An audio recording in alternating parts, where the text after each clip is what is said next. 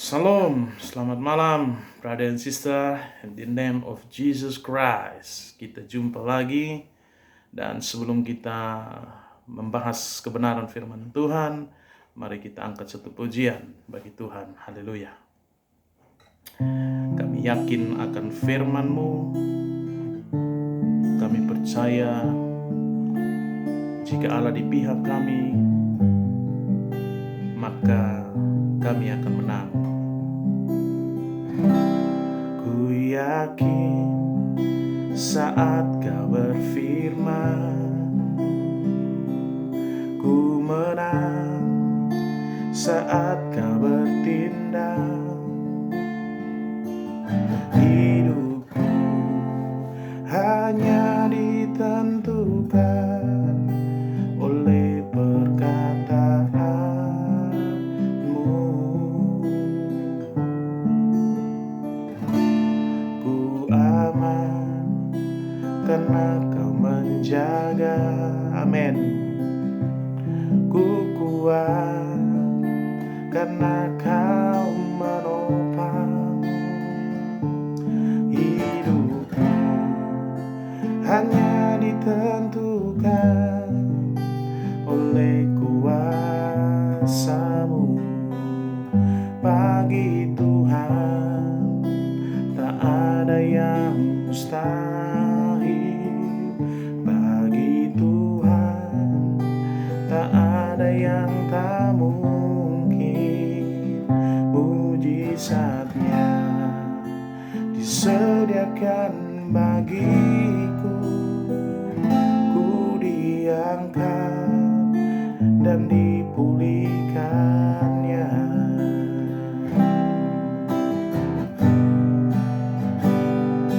Ku yakin saat Kau berfirman, amin, ku menang saat Kau bertindak.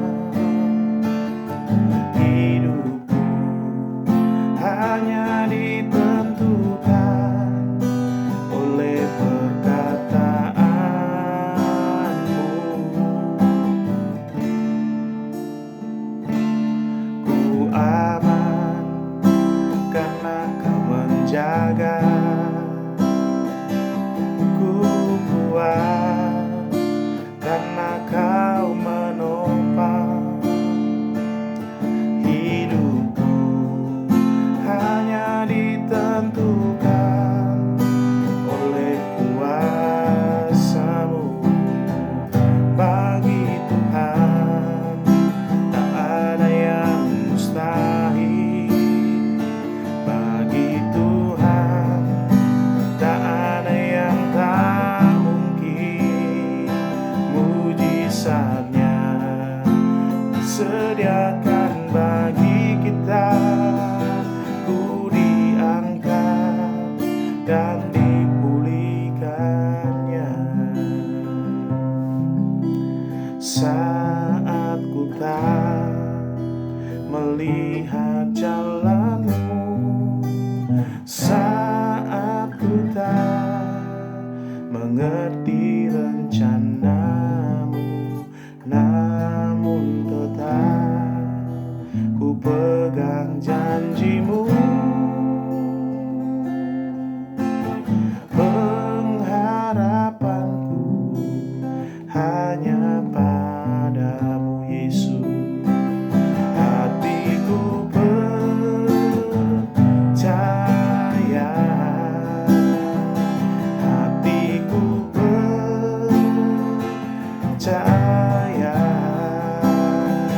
hatiku percaya,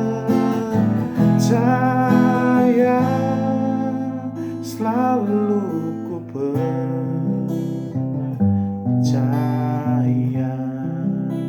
selalu ku percaya.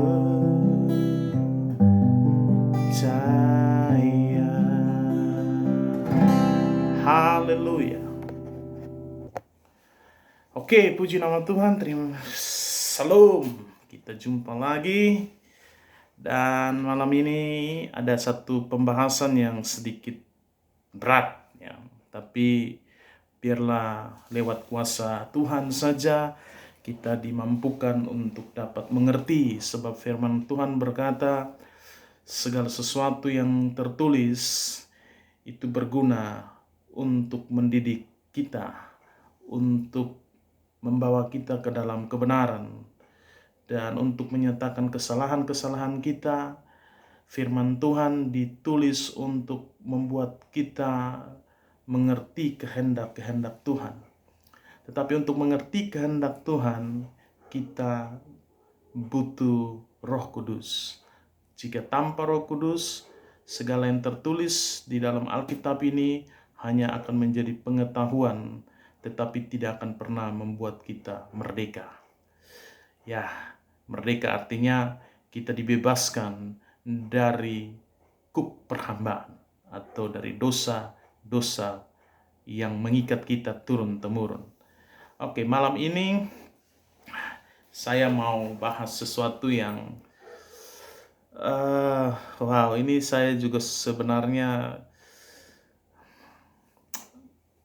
sedikit khawatir dalam membawa ini, tetapi saya berharap kita sama-sama belajar. Saya beri judul renungan kita malam ini, sudahkah kita siap? Kalau pertanyaan sudahkah kita siap, pertanyaan selanjutnya siap apanya? Ya, siap apanya? Yang pastinya siap kalau Tuhan datang. Kira-kira didapati apakah kita setia atau tidak? Ataukah Tuhan dapati ada iman dalam kehidupan kita? Nah, ini yang ngeri-ngeri sedap ya saudara, bagi kita, khusus orang percaya, orang Kristen, orang yang punya agama Kristen, orang yang lahir dari keluarga Kristen, dibesarkan dalam tradisi gereja dan seterusnya. Nah, sebelum lanjut, saya berharap kita bisa taruh perhatian supaya apa yang saya sampaikan bisa diterima dengan hati yang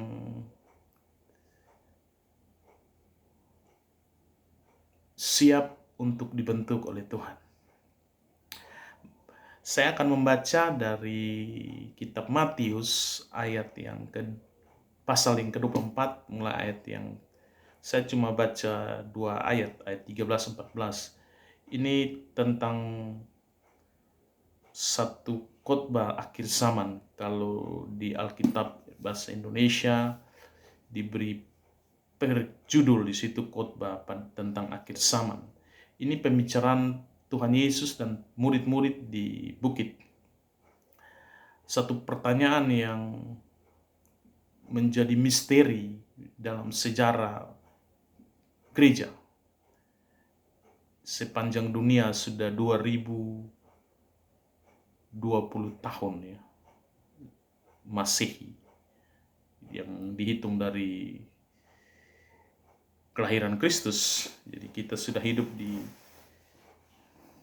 tahun ke-2020.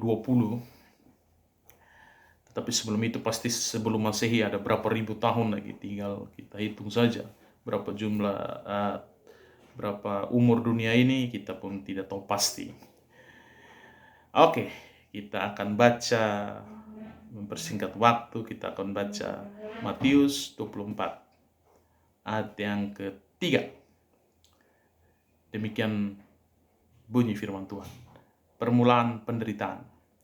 Ketika Yesus duduk di atas bukit Zaitun, datanglah murid-muridnya kepadanya untuk bercakap-cakap sendirian dengan dia. Kata mereka, "Katakanlah kepada kami, bila manakah itu akan terjadi, dan apakah tanda kedatanganmu dan tanda kesudahan dunia?" Jawab Yesus kepada mereka, "Waspadalah supaya jangan ada orang yang menyesatkan kamu. Sebab banyak orang akan datang dengan memakai namaku dan berkata, "Akulah Mesias," dan mereka akan menyesatkan banyak orang. Kamu akan mendengar deru perang atau kabar-kabar tentang perang. Namun berawas-awaslah, jangan kamu gelisah, sebab semuanya itu harus terjadi, tetapi itu belum kesudahannya. Sebab bangsa akan bangkit melawan bangsa dan kerajaan melawan kerajaan. Akan ada kelaparan dan gempa bumi di berbagai tempat. Akan tetapi semuanya itu barulah permulaan penderitaan menjelang zaman baru. Pada waktu itu kamu akan diserahkan supaya disiksa, dan kamu akan dibunuh, dan kamu akan dibenci semua bangsa oleh karena namaku. Oke, dan seterusnya. Saudara bisa baca di rumah dalam Matius 24 ayat yang ketiga sampai ayat keempat. Pasal ke-24 ayat yang ketiga sampai ke-14, saudara. Ya, itu tentang penjelasan Tuhan Yesus atas pertanyaan para murid. Jadi kalau bahasa sederhananya mereka bertanya, "Tuhan, kira-kira kapan kalau Tuhan kembali itu tanda-tandanya seperti apa?" Dan itu dijelaskan oleh Tuhan sendiri mulai dari ayat yang ketiga dan seterusnya. Saya coba membagi dalam dua skop besar tentang kedatangan Tuhan atau tentang tanda-tanda. Ada yang disebut dengan tanda umum. Tanda umum itu kita bisa lihat dari mulai ayat yang ketiga sampai ke-14, itu saya kategorikan dalam konteks tanda umum. Nah, tanda umum ini mulai terjadi kapan? Tanda umum ini mulai terjadi di saat Tuhan Yesus mengatakan itu. Jadi itu mulai tanda umum yang terjadi selama zaman itu sampai akhir zaman. Jadi zaman di mana Tuhan Yesus hidup, pada saat Tuhan Yesus menjelaskan itu, tanda-tanda yang tertulis dari mulai ayat yang ke-3 sampai yang ke-14, tanda-tanda itu mulai berjalan sampai kepada zaman akhir. Nah, di situ kita bisa lihat,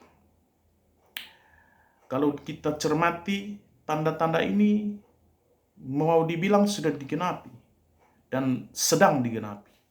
Karena di situ dikatakan perang, deru perang, gempa bumi, apalagi ayat yang ketiga, keempat, waspadalah supaya jangan ada orang yang menyesatkan kamu. Penyesatan, kita lihat bisa melihat sejarah gereja, bagaimana terjadi penyesatan akan Injil kebenaran. Dan penyesatan itu terjadi dari zaman ke zaman. Orang mulai mencoba untuk menyesatkan umat Tuhan. Seperti yang terjadi pada tahun 325, pengajaran Arius. Dan saudara bisa mencari sendiri sumber sejarahnya. Bagaimana penyesatan tentang nama Yesus. Orang mulai memberikan Yesus yang berbeda, profil Yesus yang berbeda dengan Yesus yang disampaikan oleh para rasul. Dan itu terjadi mulai dari abad permulaan sampai seterusnya. Dan mungkin sampai saat ini. Jadi ada tanda umum. Yang kedua adalah tanda khusus. Tanda khusus di situ bisa saudara baca karena waktu kita terbatas. Bisa dilihat mulai dari ayat yang ke pasal 24 ayat 15 sampai ke 28. Itu tanda khusus. Itu berbicara tentang masa kesusahan besar, penganiayaan gereja, dan seterusnya.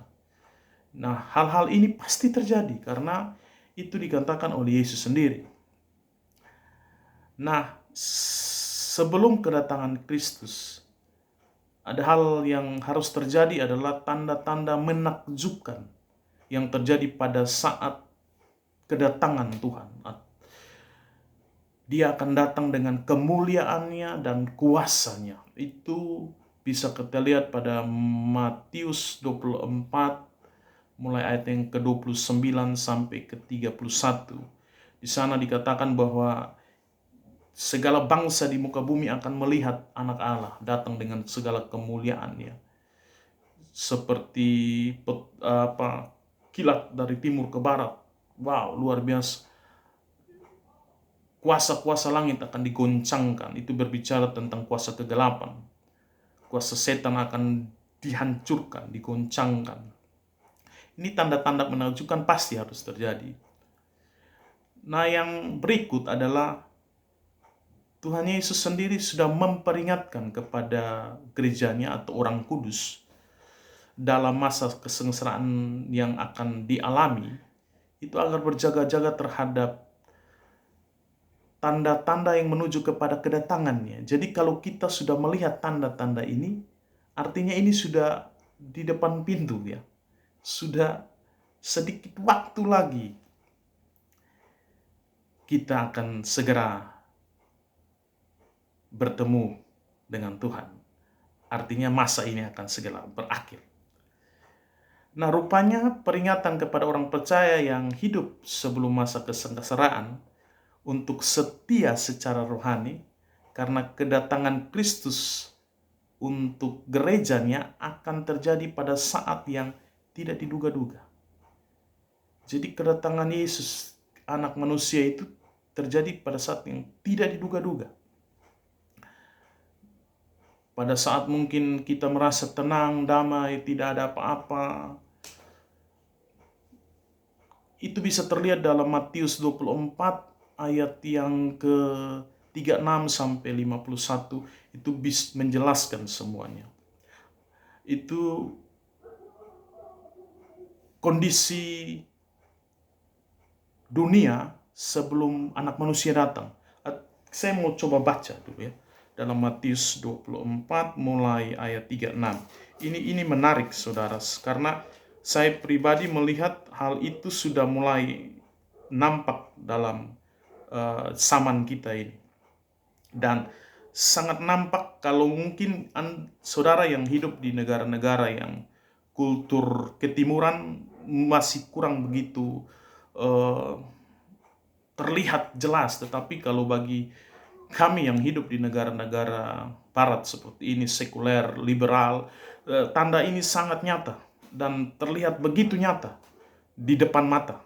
Jadi ini Matius 24 ayat 36, ini tanda-tanda luar biasa ya. Matius 24 mulai, Matius pasal yang ke-24 mulai ayat yang ke-36. 24 dan 36 mulai. Itu mulai ke-37, kita mulai langsung nasihat supaya berjaga-jaga. Sebab sebagaimana halnya pada zaman Nuh, demikian pula halnya kelak kedatangan anak manusia.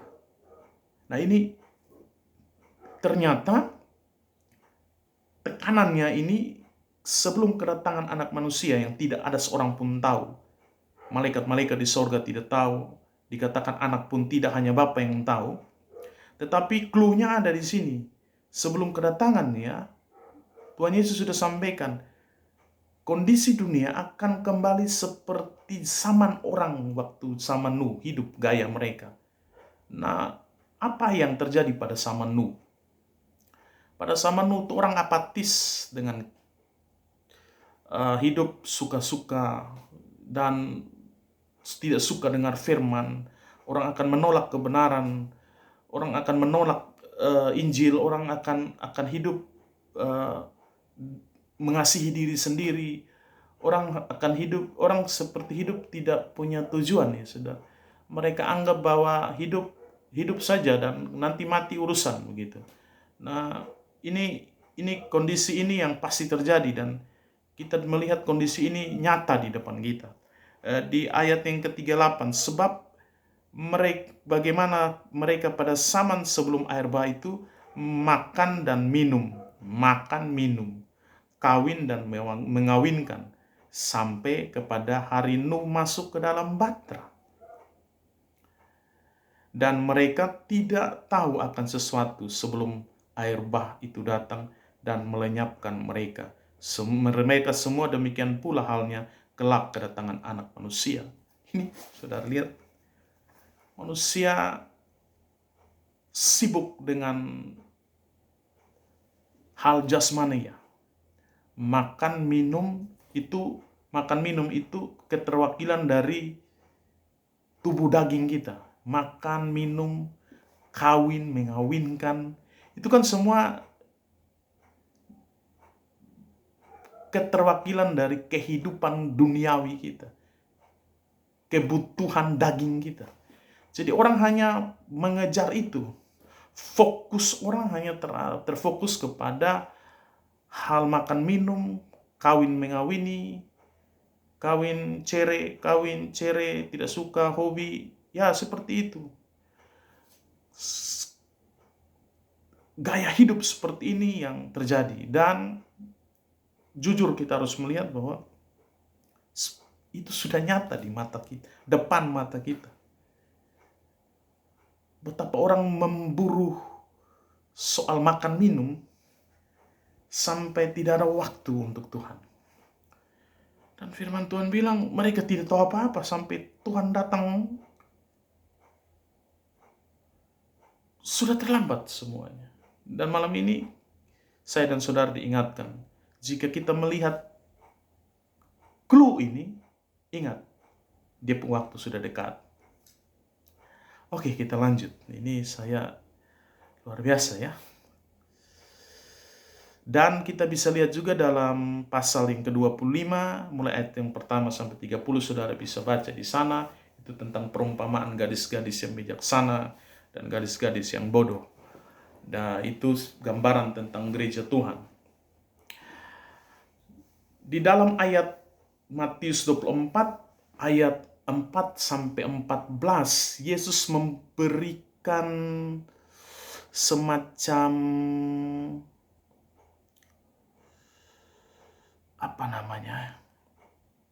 tanda-tanda.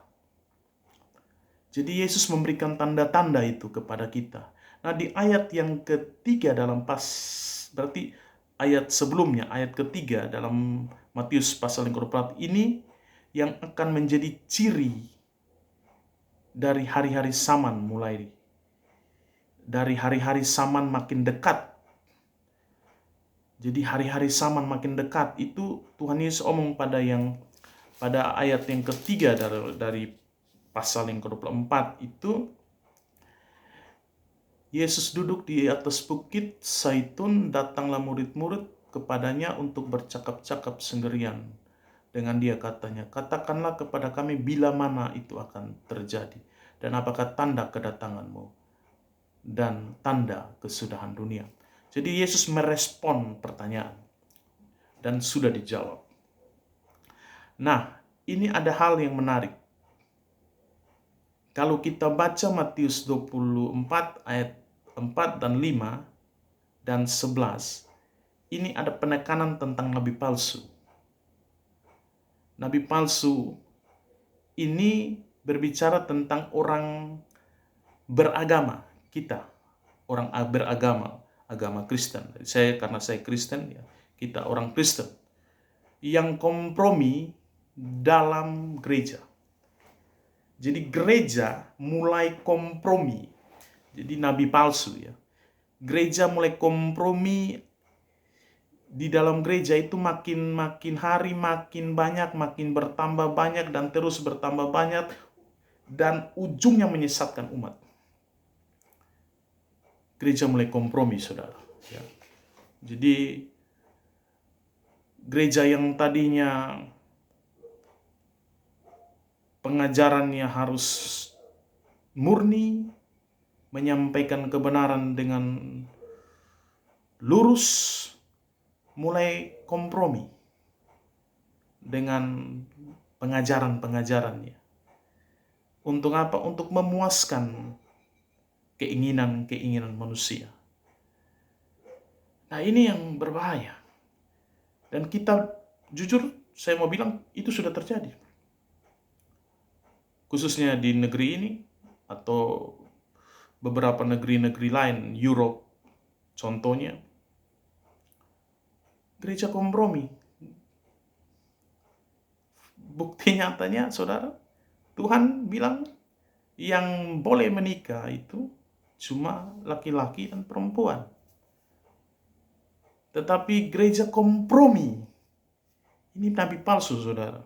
Dengan berbagai macam argumentasi, berbagai macam alasan yang diangkat, semua demi human rights, hak manusia, karena itu hak yang dari lahir dan segala macam.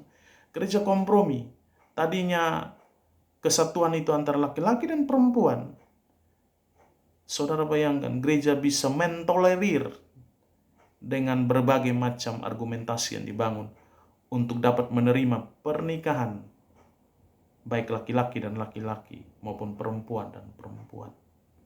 Saudara lihat cirinya nabi palsu, gereja kompromi dengan hal-hal seperti ini. Terjadi persinahan rohani nyata-nyata. Nah, kalau hal-hal ini mulai terjadi, Tuhan Yesus bilang, hati-hati. Tuhan Yesus sedang menyampaikan, saya sudah mau dekat datang. Jadi sebenarnya kedatangan Tuhan kali kedua bagi orang percaya, bagi saya pribadi tidak seperti pencuri, atau tidak tiba-tiba. Bagi saya jelas tandanya. Artinya orang yang hidup dalam kebenaran, orang percaya, orang yang mau bertahan di dalam kemurnian Injil akan melihat.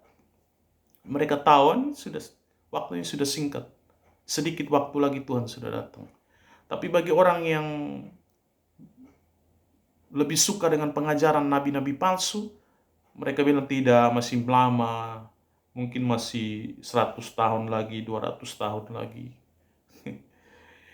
Ya. Dan ada satu lagi tanda yang harus mungkin saya mau angkat ya. Sebelum kedatangan Tuhan tuh kekerasan, kejahatan, dan pengabaian terhadap hukum-hukum Allah itu akan sangat meningkat. Dan kasih akan sesama mulai pudar. Kasih mulai dingin, saudara. Itu mulai nyata sekarang. Kita melihat itu semua terjadi. Mungkin saudara bisa bilang begini, Pak James bicara saja, mana buktinya? Oke, saya kasih Matius.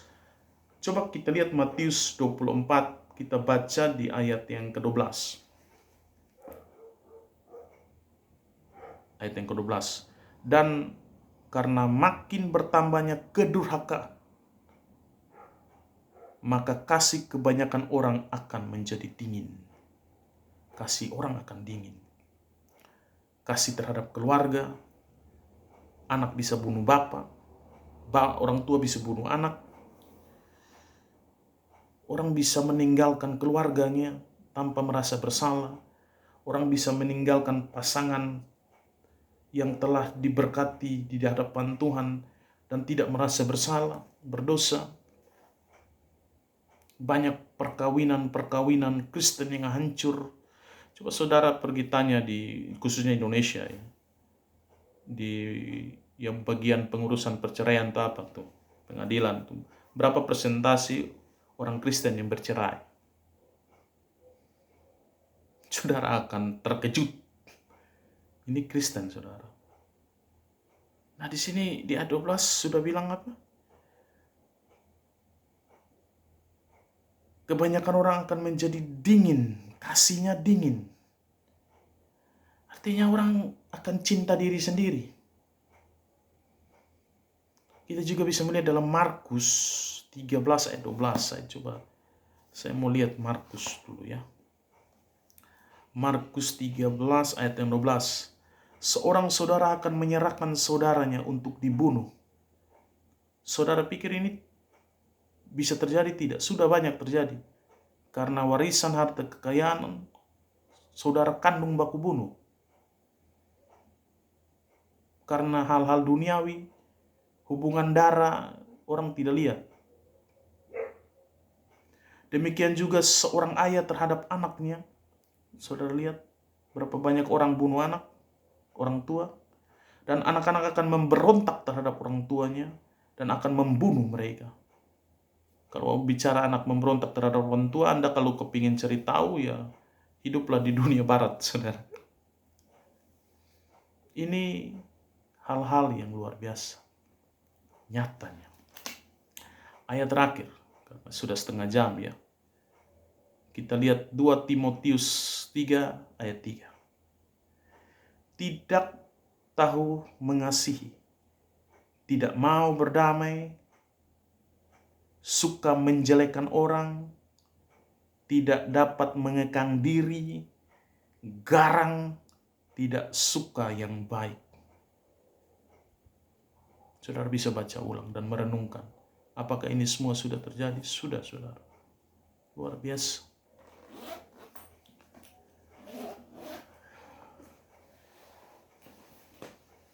Nah, sebelum saya tutup, di dalam keterbatasan pengetahuan saya cuma berharap perenungan ini bisa menjadi satu buah pikiran bagi kita untuk sungguh-sungguh bisa setia dengan Tuhan. Ada satu contoh. Sebelum Tuhan datang, orang yang kudus akan makin kudus. Artinya begini, orang yang hidup mengasihi Tuhan akan tambah sayang Tuhan, mengasihi. Tapi orang yang hidup bermain dengan dosa, tidak taat Tuhan, akan makin jahat. Jadi ada pemisah yang makin jauh yang terjadi. Akan ada pemisahan yang makin kelihatan. Dan peran nabi-nabi palsu ini salah satunya menyesatkan orang pilihan dengan pengajaran-pengajaran yang campur baur, kompromistis. Gereja makin orang percaya yang mengasihi Tuhan dengan sungguh makin sedikit. Dengan itu terbukti saudara, kalau saudara pergi ke negara-negara Eropa atau ke Britania Raya sana, Anda bisa lihat berapa banyak gereja yang sudah ditutup. Tidak ada orang mau beribadah. Tidak ada orang mendengar firman Tuhan. Orang makin lebih suka dengar tahyul. Orang lebih suka dengar hal-hal yang mengenakan telinga mereka. Orang lebih suka makan, minum, kawin, mengawinkan. Orang lebih suka untuk itu. Orang tidak suka lagi pengajaran Injil yang sejati. Karena bagi mereka itu hal yang tidak mengenakan untuk dilakukan dan didengar. Nah, kita bisa melihat posisi kita di mana sekarang. Memang kalau bahas tentang akhir zaman ini panjang ya, karena itu seminar yang saja bisa 1 hari. Tapi ini kan pesan bagi kita semua.